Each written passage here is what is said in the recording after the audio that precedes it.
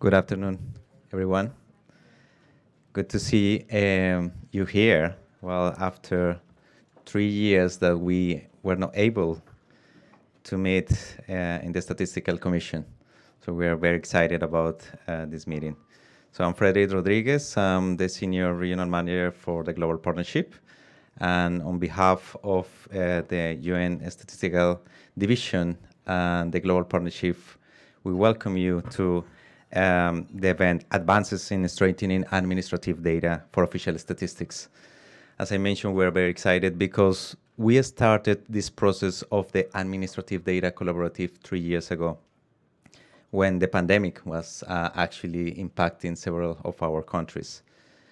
And the initiative that we put together with UNSD was also to strengthen capacities, to foster peer exchanges, and to try to contribute with tools that were able to provide inputs as well for countries to advance also through the pandemic.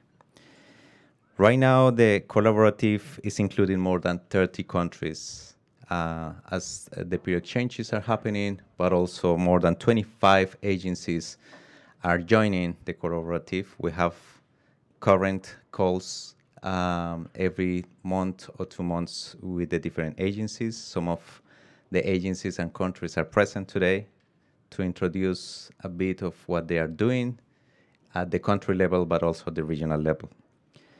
We have built also a website that is available in the UNSD site as well. And this site is actually providing more than 25 case studies and more than 100 resources that are available in Spanish, English, and French. So this is also an opportunity for the ones that are not aware of what we have available in the website to look at it, check those practical cases and experiences from the different countries and agencies that are part of the collaborative. And then finally, I would like to mention that as part of this collaboration with UNSD, we have been able to deliver some national workshops in Bhutan, Namibia, Dominican Republic, and Chile. Those workshops had been actually provided capacities for the national data producers, the NSOs, and other institutions to understand the importance of working on accessing and using administrative data for statistical purposes. This process that we've been delivering in the countries, and the last one was a couple of weeks ago in Dominican Republic, and Mia Sotis, the director of ONE, will actually address these points in her intervention, had been able to support the countries in introducing this important matter about administrative data. But not only administrative data as the production that the several agencies are having right now, but also how we can use it for statistical purposes. That is the big challenge that we have. We will see today some experiences from countries, but also agencies that have been working in tools, but also facing challenges about the use and access to administrative data. I will hand it over right now to my colleague and friend, Luis Gonzalez from the United Nations Statistical Division to run the panel with some of the country partners that are part of the collaborative. So thank you for joining us today, and I hope you enjoy the session. Thanks.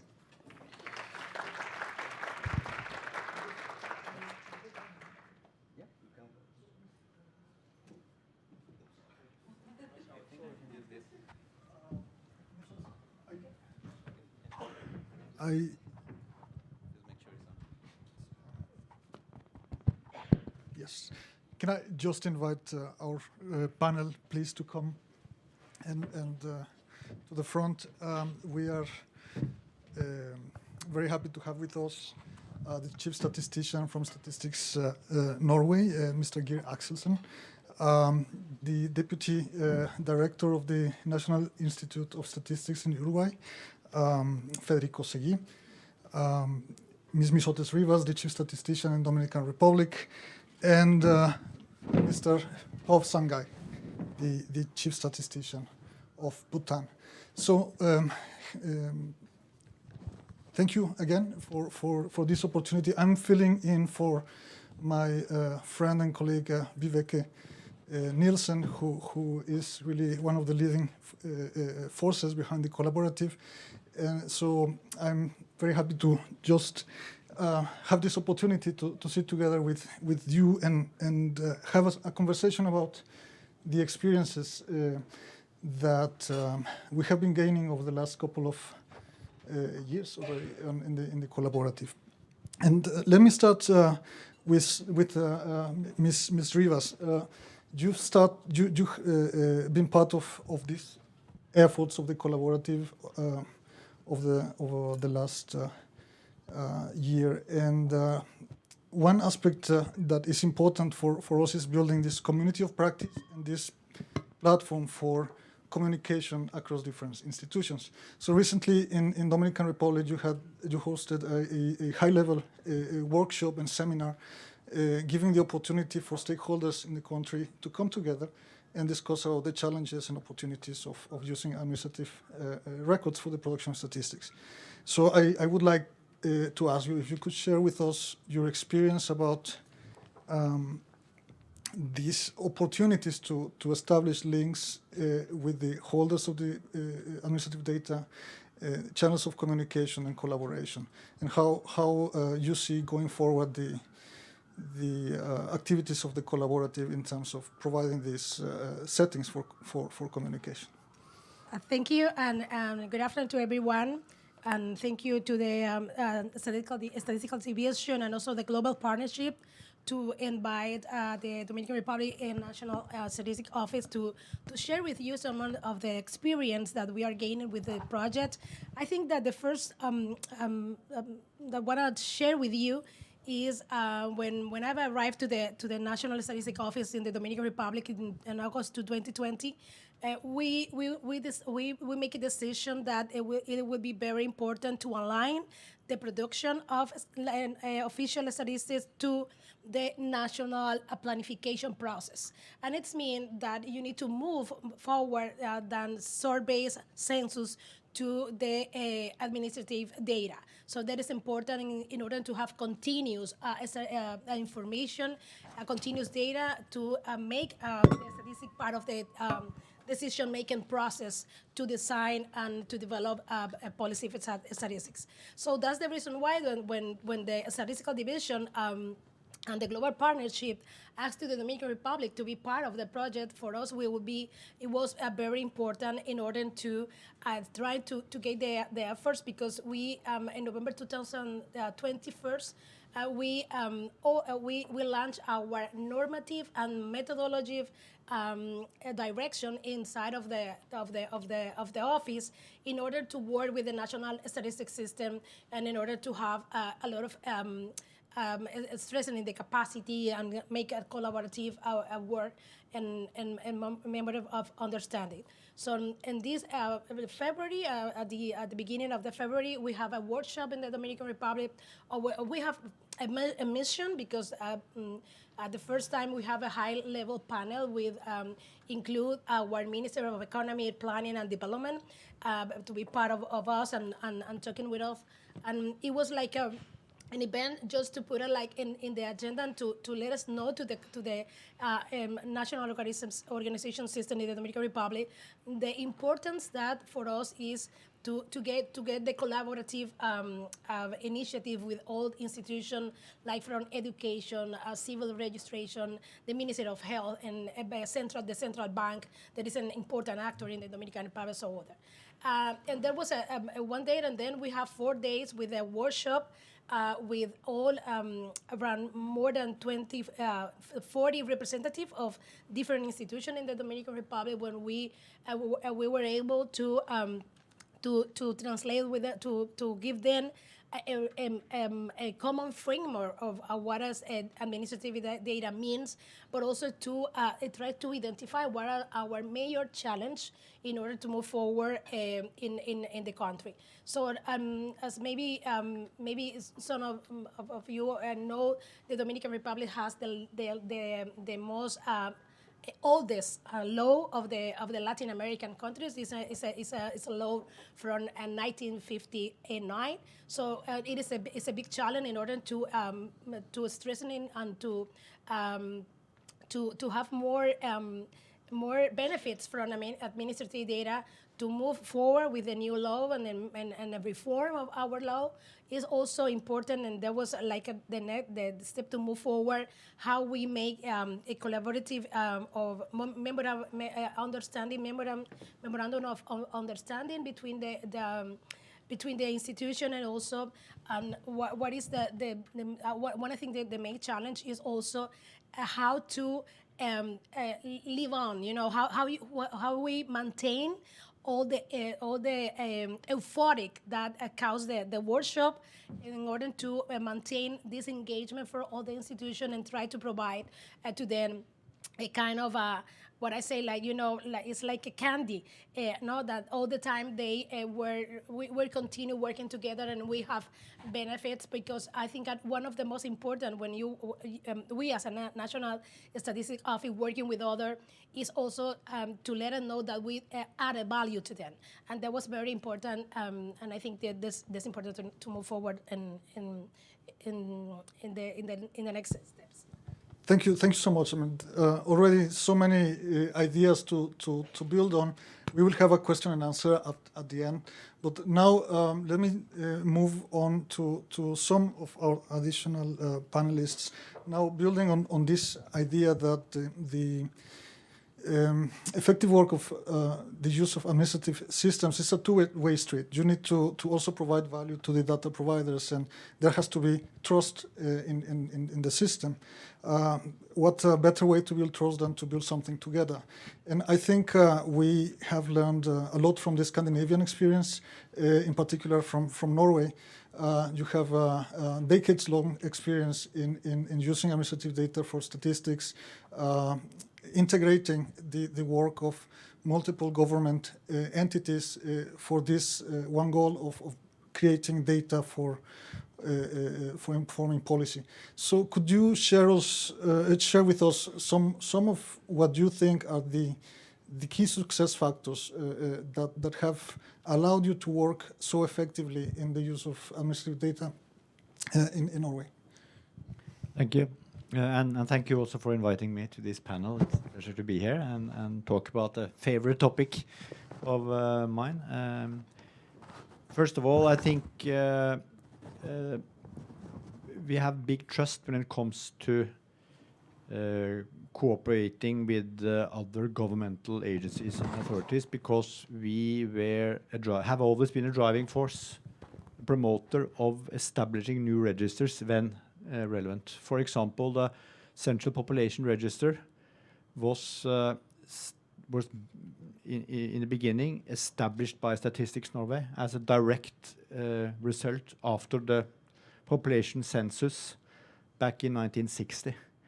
And we used the census as an archive to actually build the first version of the Central Population Register, and we developed this register over time, and it took 25 years before we handed it over to another more natural owner, which was the tax authorities. And a similar story goes for other different registers. For example, the dwelling register, there we promoted for several years the need for a better register for housing and households, and we collaborated with the tax authorities and, of course, the mapping authorities, and finally managed to establish this register, but it was placed then within the mapping authorities' ownership. But we were kind of helping creating it. And that story has repeated itself over the years. It started out in 1960, as I told you, but if you go to 2015, we had a joint project together with the tax authorities and the labor market and welfare authorities in Norway, establishing a register for all employers and employees, providing job numbers, salaries every month. And so this is just examples. We have, I think, more or less 100 different registers where we have access to today. And many of the core registers were established because we promoted it. The second important tool is the statistical legislation. We had an update of the Norwegian Statistical Act in 2019, so very, very new, very fresh, to put it that way. But the last version was in 1989, so also quite new. But both those versions of the Statistical Act have given us a strong mandate to demand information from others. In the new Statistical Act, we have the right to demand information or data from any public entity, and actually also from private entities, but not without, not without describing the benefit for statistics. But that law gives, what should I say, some kind of a stick. And then, of course, you have the carrot, and that is that we have a good working relationship with all these governmental agencies, and we discuss the quality of the registers on a broad, more principle level, and we give feedback without going in, without breaking any confidentiality rules. But that dialogue helps improving quality for the register or register itself. So it becomes a win-win. Both the owner of the register and Statistics Norway, we want to have a register that is good. And that what shall I say, win-win situation is a good platform as well, together with the other factors that I mentioned. Yeah, thank you so much. And I mean, we see this coming over and over again, this theme of mutual benefit for all the stakeholders involved in collaborating to enhance administrative systems and statistical systems in tandem. In this regard, maybe I would like to move to the case of Uruguay. So you've been building a lot of infrastructure and good practices that integrates the information system in the whole country, not only within the statistical office. No? So, Federico, can you give us some of your insights of what has been key for Uruguay in order to build this infrastructure, these data pipelines that allow for a truly integrated system from administrative data into statistical data? Thank you.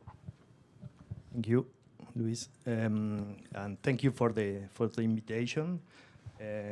I'm so happy to be here. We call this system CIRE. It's a crime in Spanish. It's an integrated system of statistical registers and surveys. So it has not only data from administrative data, but also integrates surveys. It is not just a central database or information system or data warehouse. It is a system in the broader sense of the term, formed by a set of interrelated elements that work as a whole. It is consistent of course, a data warehouse, but also a metadata system and processes and methodologies. The data warehouse of the CIRE is composed by several administrative sources in three main spheres of information: population, businesses, and real estates, which are completely linked among them at microdata level, using by personal ID numbers and also business ID numbers. This model of three base registers is based on the experience of the Nordic countries and the model of the Nordic countries. Also, of course, adapted of our context. Currently, on regular basis, monthly or annually, we receive more than 400 data sets from different administrative sources or administrative registers at national and subnational level. like the national identification system, social security, education, health, vitals, migration, public services like electricity, clear water, phone, and so on. Some of them come directly through a government platform, interoperability platform, and others come in different format and media, Excel files, text files, and we have an excellent team of data analysts that run quality checks and design procedures to clean the data and basically to transform administrative registers into statistical registers based on our conceptual and methodological framework. At this moment, we are producing statistics from the CIRE system about labor market, combined with education and other dimensions. Business demography, population demography. We have developed some dashboards to present all of this information. We are also integrating administrative data with surveys, especially in the continuous household surveys. We incorporate some variables from administrative registers. Plus, we have implemented a microdata laboratory to provide access to researchers to access to the data. We expect to continuously improve the CIRE system, and also we are conducting a pilot register-based census based on the CIRE at this moment, in parallel with our traditional census, and we expect to compare both sources and make some kind of quality checks and coverage and these kind of things. Well, I think the enablers that we have in our country, for mention some of them, are the interoperability among the different agencies. Also, the high coverage of social protection systems and other administrative register systems that we have access, and the trust on the institutions, of course, in the National Statistical Institute. And yes, I think that's my thought. Okay. Well, thank you so much, Federico. I think this fits very well with this thread of the conversation. You mentioned already the aspect of data quality and in the earlier interventions. Also, we understand the important role that the Statistical Office has in ensuring that the data not only is used, but that the data is of high quality. And so with this, I would like to pass to the experience of Bhutan. So we know that recently the National Statistical Office of Bhutan has been asked to review the quality of administrative records across government. So this hints to the important role of the Statistical Office as a guarantor of good practices, methodology, data stewardship. So could you share with us how do you go about this important task of playing the role of the institution that can provide advice and oversight with respect to data quality for administrative records? Thank you, UNST and GPSTD, for providing this opportunity. And I would like to thank my colleagues who have come before me. I'm in here on the panel from Dominican Republic, Norway, and Uruguay. I think I would like to say that it was fortuitous for NSP Bhutan that when our government was stressing on quality of data, in particular the administrative data, and had instructed the National Statistics Bureau of Bhutan to rate all agencies within the government with regard to quality of statistics produced by using administrative data. We found that the UNST and GPSTD had, luckily for us, started to co-facilitate the collaborative on administrative data. And when they asked if Bhutan would be interested to join, of course, we jumped in. After Bhutan joined the GAD, we had the fortune that UNST fielded in 2 experts on administrative quality to conduct a training workshop in Bhutan, wherein about 13 government agencies participated besides the NSP officials for 3 days in 2022. During the same period, all participating agencies administrators were assessed for quality. They were the Ministry of Health, Education, Ministry of Agriculture, and Department of Civil Registration and Census. The NSP also was supported from UNST and GPSTD, come out with 3 publications on our website actually, namely Guideline on Assessing Quality of Administrative Data for Producing Official Statistics, Mapping Tool, and Questionnaire. These resources are available online to be used by the Bhutan Statistical System and all that produce statistics administrative data. On top of that, with the opportunity to interact with NSO and UN, GPSTD, and other experts in the field of admin data quality in online sessions, as well as with sharing of resources on administrative data and its quality by various experts from participating countries, NSP gained a lot of exposure and hence is able to positively contribute to the administrative data availability within the various government sectors, as well as improve their quality. In the next 5 years, Statistics Bureau of Bhutan will be assessing 12 sectors and more on an administrative data availability and quality. And since it involves a lot of IT expertise also, we have already communicated with GovTech, which is a newly created government agency with size and authority of a ministry looking after everything related to IT and innovations therein.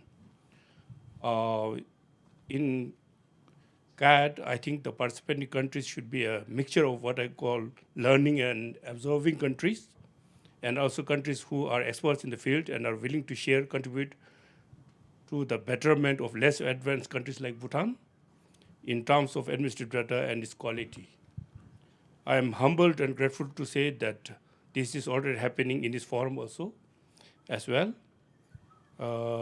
As in the online interactions, we participate in, with of course the benevolent co-facilitation of UNST and GPSTD. In large part, NSP's ability to meaningfully rate the government agencies in Bhutan with regard to administrative data quality when the government asks us to do so is due to the CAD initiative, and we look forward to learning more from CAD in our humble effort to improve administrative data in Bhutan. Thank you. Thank you so much, Mr. Sangai. And I must say, I think on behalf of all my colleagues in GPSDD, Statistics Division, it's our privilege to work with institutions like yours that are in the front lines making the statistical data available for development and to improve everybody's lives. So maybe I will invite you to conclude the conversation before we go to a quick Q&A session with your reflections on or your advice. Where do you like to see the collaborative going in the years forward?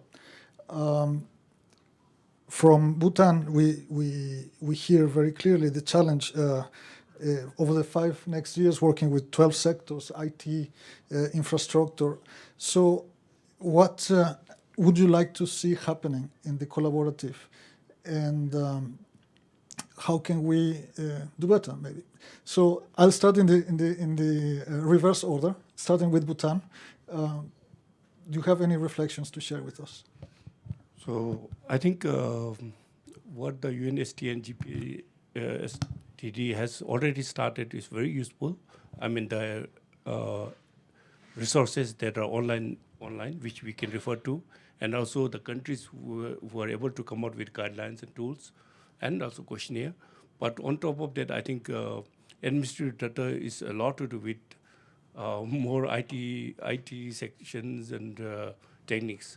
And so I think from our side, we would like to request you all to concentrate on the technical part or IT part and how to make the flow of information easier, and the NSOs to be able to manage those works, because there's a lot of techniques that are involved, I think, and also, of course, in some countries, statistical legislation is very clear, and it can be dealt with very easily. But in some of our countries, even the legislation is not very clear. So there also, I think we need to assess the country's advancement in technical aspects as well as legislative aspects to see where countries are and help them slowly. Thank you. Thank you so much for. And I think you're sitting next to the right person. Federico has been sharing so much of their experience in this aspect of modernization of the infrastructure and so on. But Federico, please, if you could share with us some of your ideas on the way forward to make this collaborative a true community of practice, where peer-to-peer communication leads to common learning. Yes, thank you, Luis. In fact, at the website of the collaborative, we have an inventory of resources that is very helpful for several countries, and the work that we have been doing in the collaborative among the countries is very helpful for the country members, and we hope to have more workshops on I think on a specific topics and on methodology to solve some issues that NSO have to face in this journey. So and we are working together on preparing or thinking, sharing ideas on this kind of workshops and meetings to work to implement. Right. To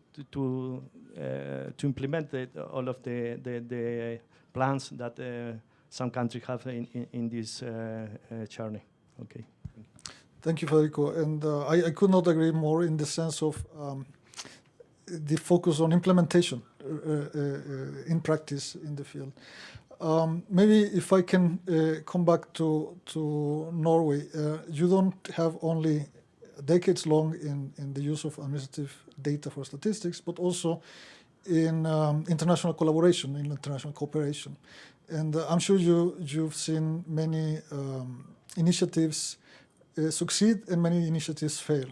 So maybe on the basis of, from the perspective of the Norwegian experience, what could be your thoughts for the next steps for the collaborative?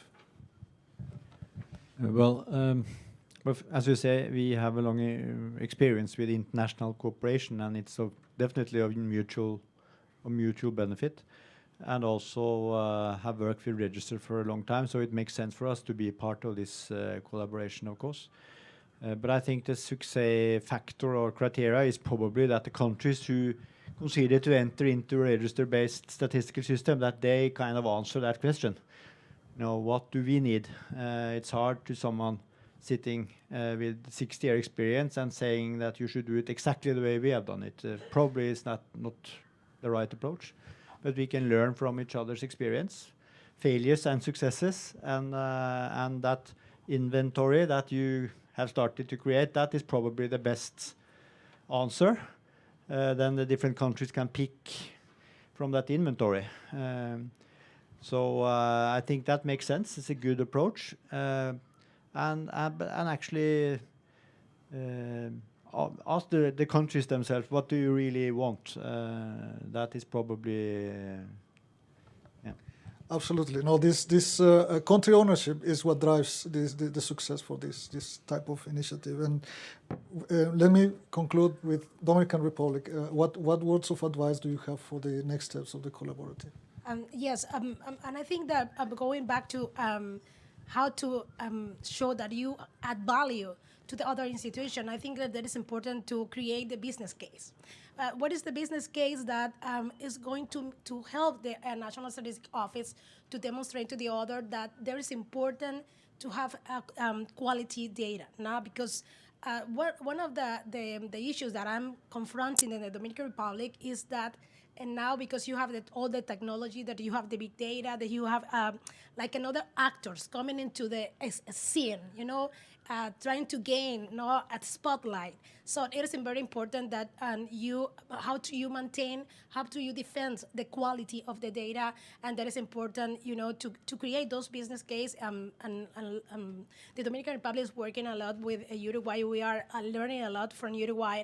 And trying, for example, for our census, we introduced the ID in the last census that we made last year, in order to gain to the administrative data, gain more like life, no? Because like maybe the census, most of the time you have the census like 10 years, 12 years, and how you can establish this unique identifier that maybe can give you more interactions between administrative data and other kind of sources like the surveys of census. So we think that will be very important for us to create the business case, watching what other countries are doing.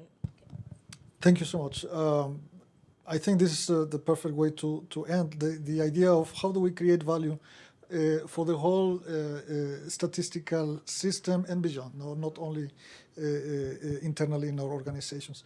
And if, I don't know, I would like to check the time, but I think we have time for some questions and answers from the floor. How do we organize that with the microphones?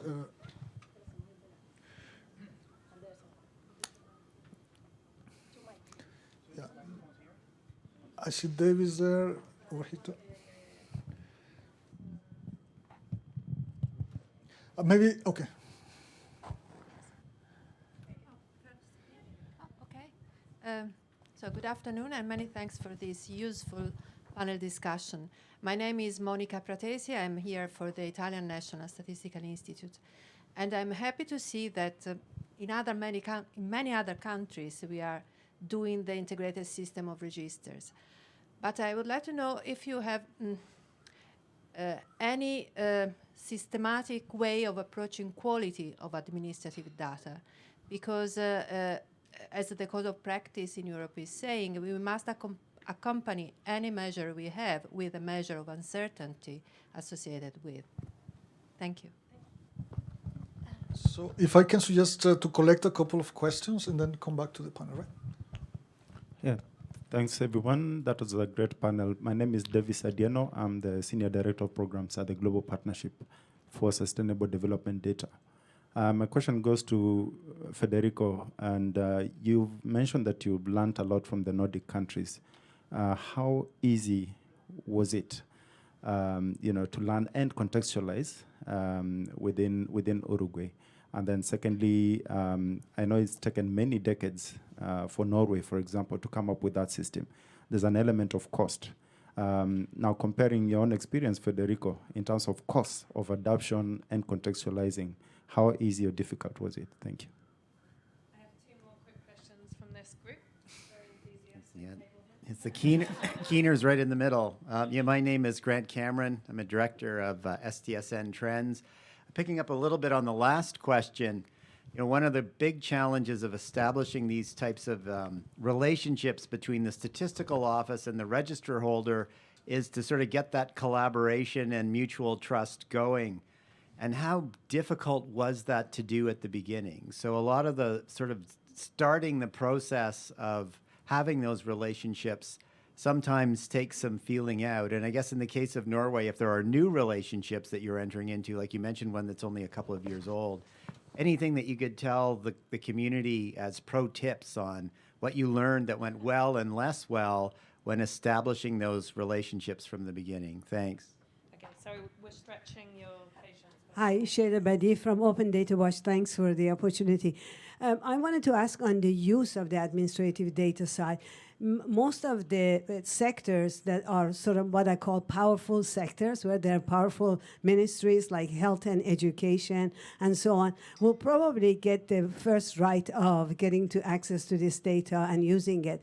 What I worry about is some of the sectors that we worry about, like gender. You know, there are a lot of data gaps that could benefit from administrative data. How could we build equity in terms of access to this information so that all the data gap areas can benefit from it? Thank you. Well, thank you so much. Let's now move to our panelists. So we have a question on data quality. Also on your insights about how to adapt and localize frameworks that are successful in other regions to the reality of say, countries in Latin America and other regions. Then this challenge of establishing trust in relationships that need to be ongoing and growing over time. And finally, the aspect of governing the access to data across the data system in a country, so not only specific bags or spots of privileged organizations have access to the data. So let me start with the Dominican Republic here. Let's go in order. Can you take any of these issues? Yes, but I wanna take the one about gender equality and how it's important to move forward. I think that one of the as a small countries and also as a small national statistics office, what we have to do is to take everything that common, you know, and all the support, learning from the experience. But in the Dominican Republic, the office has like a decade working with gender issues about how to produce statistics, and now we are moving to a strategy on gender issues and gender producing, working with the Ministry of Women, but also we working on other UN system agencies in order to try to move forward. Like we are working with WOP and Watch. We make a visualization on gender issues. Also, we made with Paris 21. We started with a strategy to produce gender data and also stressing the capacity of the whole national system, working, providing them methodologies, but also trying to help them to incorporate those kind of methodologies, like just to make the segregate data, but also like in violence against women, we are trying to harmonize all the concepts that we have. So that is like taking all the strategy, taking all the support that we can gain from other experience and also from other agencies. Thank you so much. And let me now move to Federico. No, the question in particular on adapting frameworks to the reality of Uruguay and any other thing you want to touch on. Thank you, Luis. Yes, in fact, well, we adapted the methodology from the Nordic countries. Of course, we have a lot of differences. And the main difference is in the implementation. For instance, we don't have ID for address, and this kind of thing that we need to work on improving these kind of things. In Uruguay, we do have a national ID number, but in general, the adaptation is in the implementation of the methodology. That's the main issue on different that we have to deal with, and related with that, with the question of how can we get data from the administrative sources? I think that the role of the NSIs are changing to a data steward. So we are trying to implement some kind of collaborative with with our data providers, and we provide them something for the data that they give us. For instance, in training or some kind of quality reports about the data they provide us, and also we can we prepare statistical reports based on the data that they provide to the NSI, and these kind of things that we are trying to build with our data providers, and also in related with the question on quality.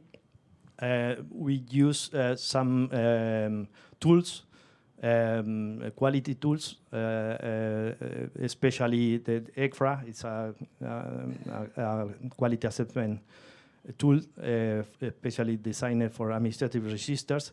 And also when we build the inventory of administrative registers, we apply a specific tool to conduct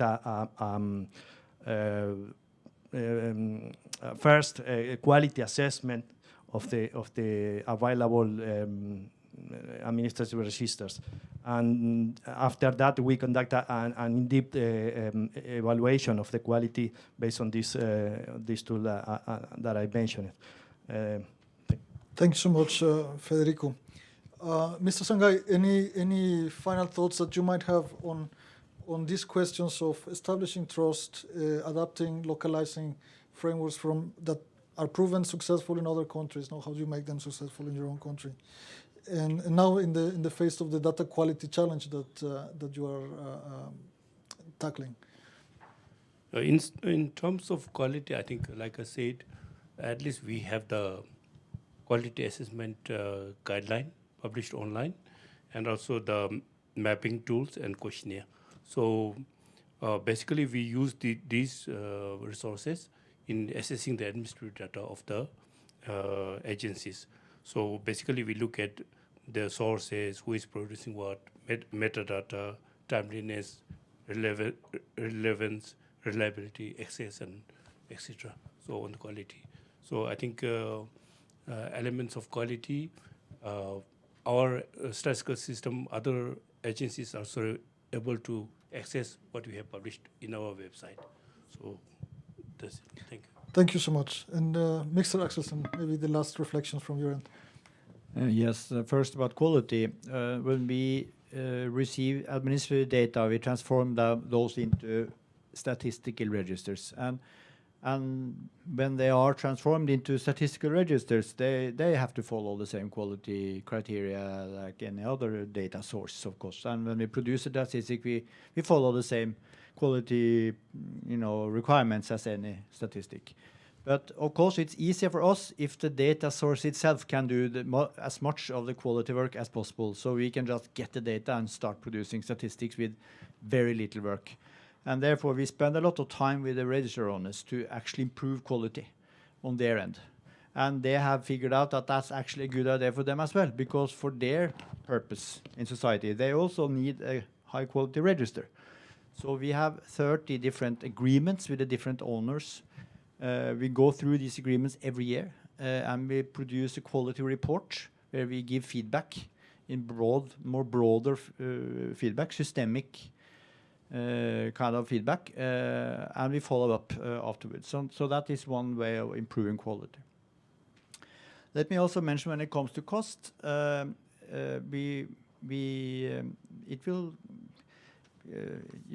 will be costly to produce, a survey also, and now the good thing with the register approach is that actually a lot of the cost is within the register owner because they need a register to do their purpose in society. So we just harvest the data that are there already. And it's extra positive if they can do a good job with quality when they have the data. So it's a potential for synergy and for cost saving. And I would say in the long run, it's definitely more statistics per currency than a survey approach. But we will never stop doing surveys. So you don't have to take a big step going from survey to register. You can have a step-by-step approach, going gradually over time. That's our advice. Thank you so much. Thank you to all our panelists. What a privilege. And so I would like to hand over to my colleague Karen for the next panel. And so thank you again.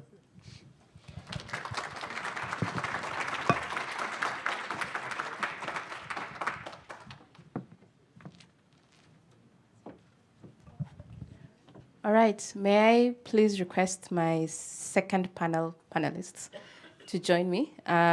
Thanks so much for joining us. My name is Karen from the Global Partnership, and I'll be moderating this shorter session.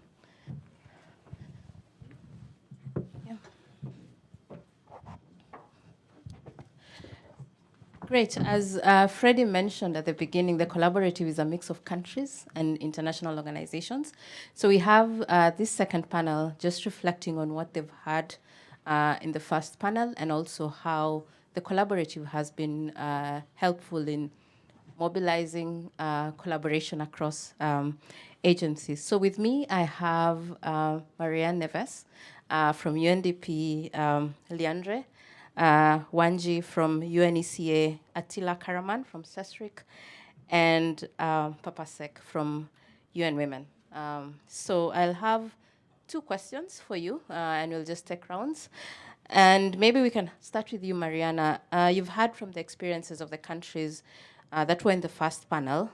What are your main takeaways? What are some of the recommendations you'd give to countries when it comes to increasing the use of administrative data?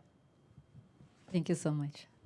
So I'm Mariana Neves. I'm from UNDP Oslo Governance Center. And as Oslo Governance Center, what we do is we contact a lot of the member states to give us the data, administrative data on public service representation and participation.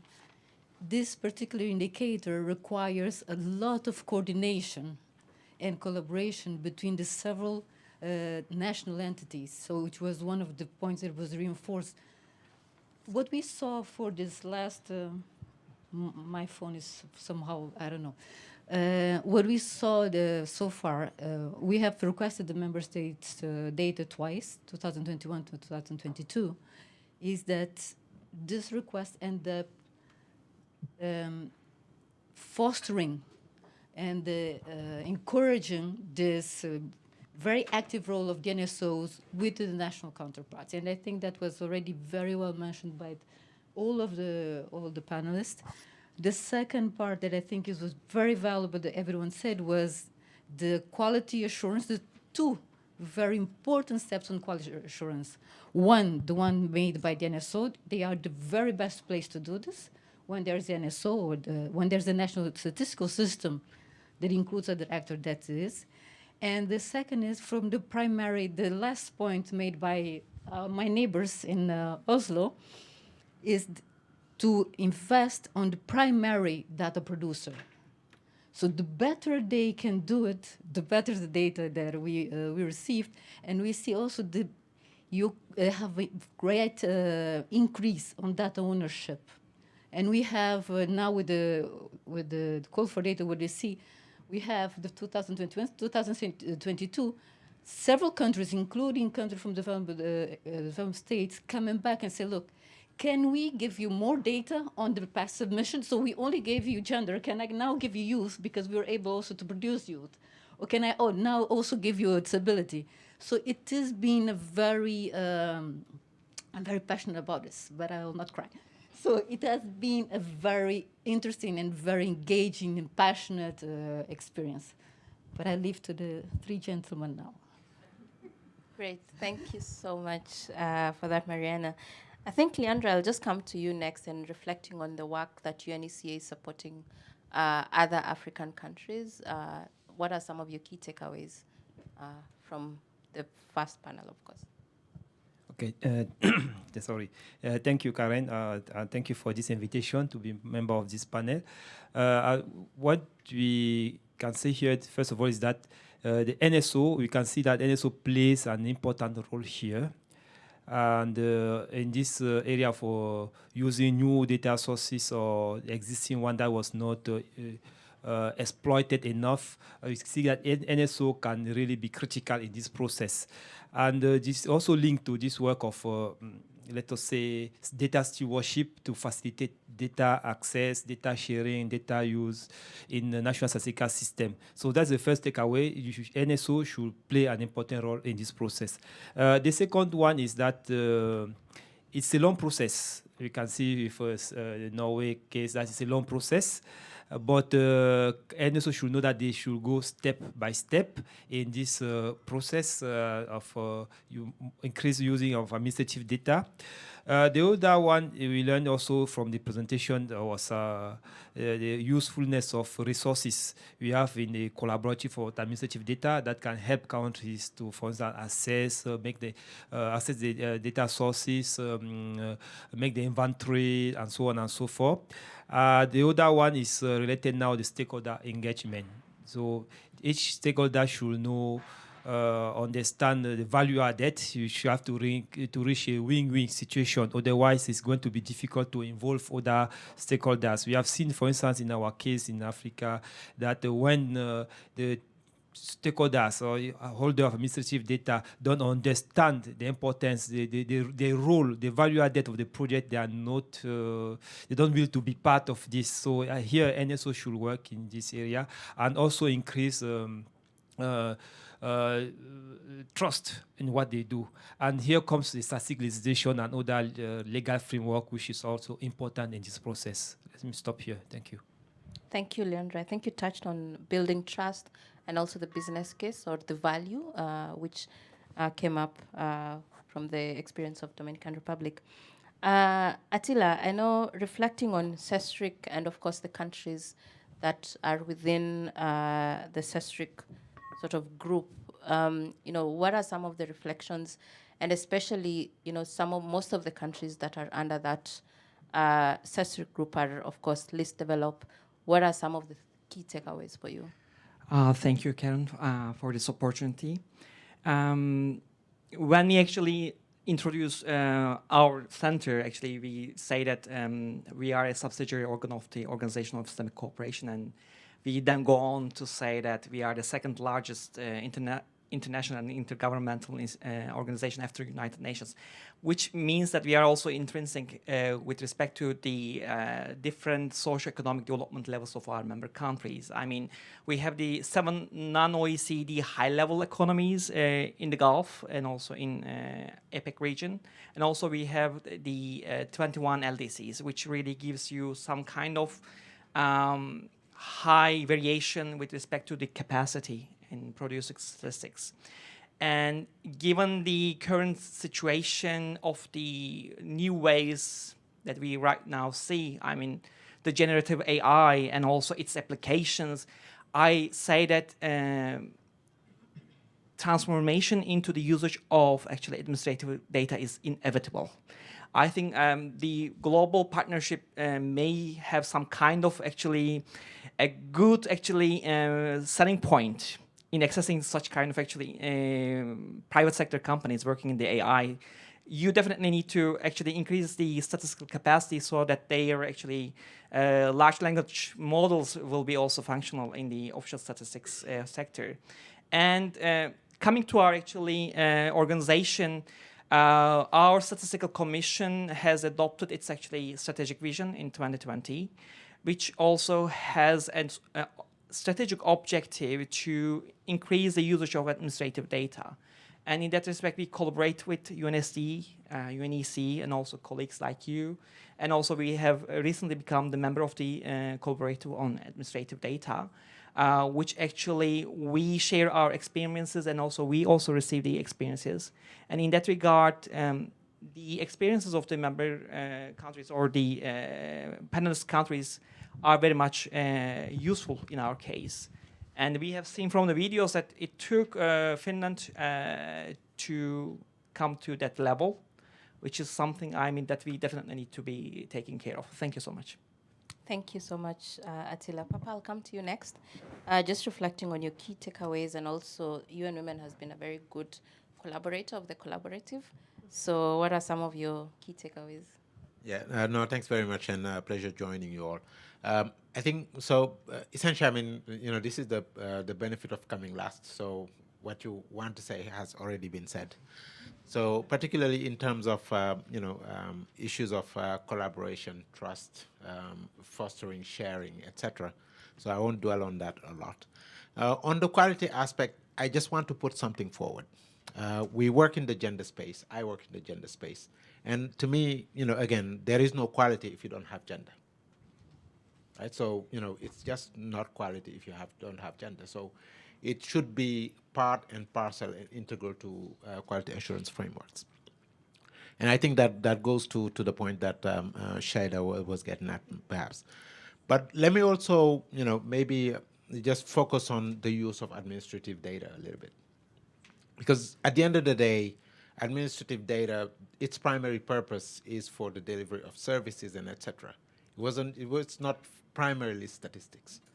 And so the work that we've been doing has actually been, particularly in Uganda, we took the other way around. So we started with how do we improve services for violence against women survivors, and through the justice, law and order sector. And from there, basically work our way to, inevitably you get to the data. But I think it gives you a different perspective when you start with essentially trying to improve services for citizens. And that's the work that we did in Uganda, and really paid off quite significantly, because it really linked all of the, the whole sector, all of the agencies that are working in the justice, law and order sector. And we ended up helping the government create gender desks in police stations, also in prosecutors' offices. The same data now that we've been able to improve is now feeding the family courts and all of the other services for violence survivors. Again, taking a different approach, improving the data in order to feed it back to the system for better services. Thank you so much, Papa, and that's a good lesson working backwards on service delivery and why it matters. So I have one more question, very quick response, maybe a minute or so. Maybe we'll start with you, Papa, and come back so that you fast this time. So why have you decided to engage in the collaborative? Like, what's so special? Why is it important for you? Yeah, so I think for us, joining the collaborative was a no-brainer, because a lot of the work that we are doing in this space actually fits quite nicely with what the collaborative does. We've been able to add a lot to it, including a better quality assurance framework that we've developed with a gender perspective, and that now has been used and is being used through the collaborative to test in a few countries. But also, I think really being able to benefit from the tools and knowledge, and really, I think collaboration through this collaborative. So for us, again, it was something that really aligned quite strongly with the work that we do. So it was really a no-brainer to join it. Thank you, Sestrik. Yeah, just to be quick, I second actually Papa's statements, and also we have a saying in my language: where there is abundance, there is actually wealth. I mean, bringing such kind of actually different views on how to use and how to actually transform into that system of administrative data will definitely bring also benefit to our member countries. For this reason, being in the collaborative really makes sense in our case. Thank you. Thanks. I like that quote. I'll be using it. Where there's abundance, there's wealth. Yandra. Okay, thank you. When you started this work on the collaborative, at that moment we were also developing a program at ECA to support our countries to increasing use of administrative data for statistical purposes. And we found at that moment that it was really interesting to work with the collaborative and support our member states. It was also a good opportunity for us to see what is going beyond Africa, also share our own experience beyond the continent. That's the main reason, and it's also linked to a work that we're doing now in Africa in terms of transformation and modernization of your statistics. And we found that it could be useful to work together, to have common approach, and then also have a common approach and have a wide outreach and work with more countries. Thank you. Thank you. Last but not Hello. Okay, so for us, it's a mix of a learning process. So for administrative statistics, there's a lot we don't know, and there's a lot we know, but not in a very comprehensive way. The information is scattered between the NSOs, international organizations, so it was a very great opportunity to learn in this continuous process. We are very interested on the production side, but a lot on the use side, because we have a lot of questions as how do we do it, but also why? Why should we do it? Why should we invest on this? Or how are the other NSOs convincing their governments that we need to invest on this? So we're really curious of what's continuous to be shared, and we're very hopeful to continue to engage with Collaborative. Awesome. Thank you so much, Mariana. So we have about 2-3 minutes for questions. We'll start with Al. Any other question, reactions? Right. Okay. And then Phil. Hi, everyone. My name is Al Kags from the Open Institute. And I think I want to go, first of all, low and then high. First, I want to just say that administrative data, by its very nature, is that it's contextual. And because it is contextual, in many countries, especially the ones who are federated, it becomes there's opportunities for data to be collected at subnational level in ways that can be useful in very context-specific statistics production. General question in the room is how has whether there are great examples of how this has come alive at subnational level. The 30,000 feet question that I have is, in 10 years, one of the things that excites me the most about this collaborative is the fact that it has suddenly accelerated the uptake and the use and the thinking around administrative data within our statistical systems. In 10 years, what is the thing that you feel will most greatly change?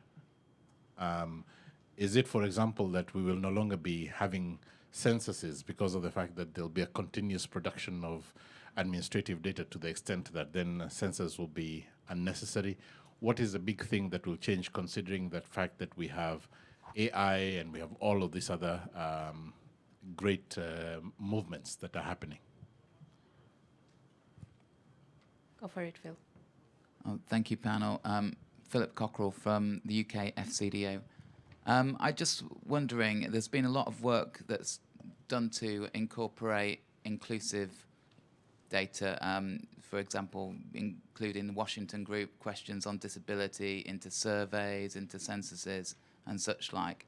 I was wondering, has there been any work that you know of to include that kind of, whether it's appropriate to include Washington questions in administrative data, or how do you include disabled people within the data? What are the opportunities to do that, and what are the kind of the unique challenges around doing that in terms of administrative data, please? Thank you. Thank you, Phil. I'll just come to all my speakers in like 30 seconds each. I think there are 3 questions. Any subnational examples from your regions? Looking forward 10 years, what will most greatly change? And then Phil's question on inclusive data and incorporating that, and what are some of the opportunities and challenges? Mariana, do you want to go first? Okay, that's a very hard question. But I think what I hope for the next 10 years, I think what will improve is communication coordination between government institutions for data production. Because once you're producing, it gives you the language and the mechanism. So you need to revise your legislation, you need to revise your data flows, you need to revise everything, and you become a superpower in data production. And she's looking at me. And they're very fast on administrative, on disability. There were some cases where they incorporated Washington groups to data production on indicator 1671B. representation, participation, public service, but it's still very, very rare, extremely rare cases. Leandra? For the first question on the decentralized data, just want to say that we have an experience in Africa, in Burundi, where we are working together actually in the agricultural sector to put in place a kind of register that will help producing specific statistics up to the what they call hills level. This is according to the administrative organization. So it's going in that direction where you can have decentralized data. What's going to happen in 10 years? We know, as Norway said, it's a long process. See, but at least we know that our hope is that some of these steps have been achieved in 10 years. And one important thing is awareness and putting a pre-requirement system in place. We hope at least that something will have been done in these areas. Very briefly, I don't have any knowledge of a subnational level actually implementation from my region. But concerning your 30,000 feet question, first of all, we definitely need to find a solution for the digital divide, because as the previous panel discussants have already said, that it's somewhat based on the IT's actually usage. And for this reason, we definitely need to have a resemblance of the statistical legislations, at least at the level of the General Law on Statistics clause. And since this is something that has to be achieved, I think 10 years is a little bit shorter period of time, but if you say 20 years, as Finland has done or Norway has done, definitely we can achieve something. But as I said, this kind of generative AI applications, if the governments see that there's this kind of actual application, then definitely they will be investing into the usage or transforming their systems into administrative data. For the censuses, yes, I see definitely many member countries are going towards the administrative data. I mean, from our region, I know two countries. I'm wrapping up. Bahrain and Turkey are doing that. And this is something, again, with respect to their capacity in IT. And I say digital divide is a main barrier we have to get rid of. Then afterwards, I think everything will be easier. Thank you. Great, thanks. Papa? Yeah, thanks. Just quickly, I think on local admin data, an example is some of the work that we've been doing with the city of Bogota in Colombia to develop a care system for the city of Bogota. So, that, of course, requires both survey data, but also quite a lot of admin data. So that's an example. In terms of your question, I think what I would expect in 10 years is not a fundamental revolution, but, progress. Progress in terms of integration of different data sources, increased interoperability, including admin data. But, I don't honestly think that it is anytime soon that we will replace surveys and census with admin data. As they say, again, different capacities, and we need to hasten slowly in this case. And finally, I think on the question on from FCDO, actually, I think ONS is a good example of an agency that has used admin data to really look at issues of disadvantage and etc., and really integrating data from different sources, particularly admin data, to look at disability, race, and other areas. And I think admin data actually allows you to do it at a much larger and finer scale than survey data would. Great. Thank you so much to my panel. I want to now invite Francesca to just give her closing remarks as we end this session, and please give a round of applause.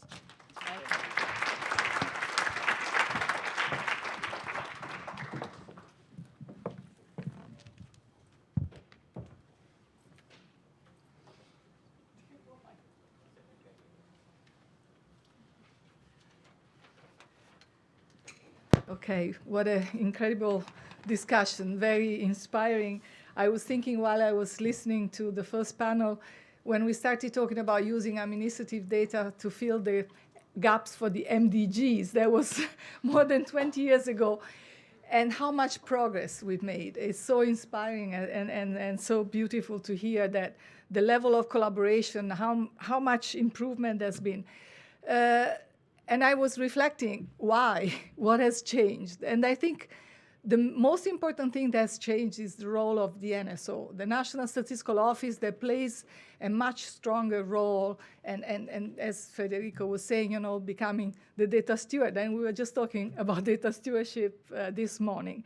And that has given, I think, the NSO sort of the power to engage and to establish those exchange agreements with the various agencies in the system, etc.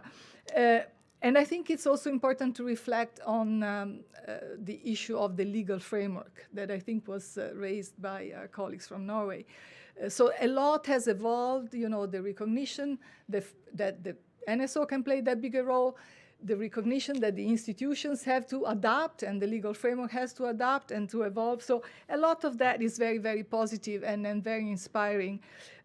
On the other hand, we learn about challenges. And of course, the main challenge we heard from Bhutan, for instance, from our colleague from Bhutan, the issue of IT infrastructure, the capacity of the NSO to use those data, and the issue of quality. And that came up over and over again, and I think that's a big responsibility that we all have collectively to ensure quality.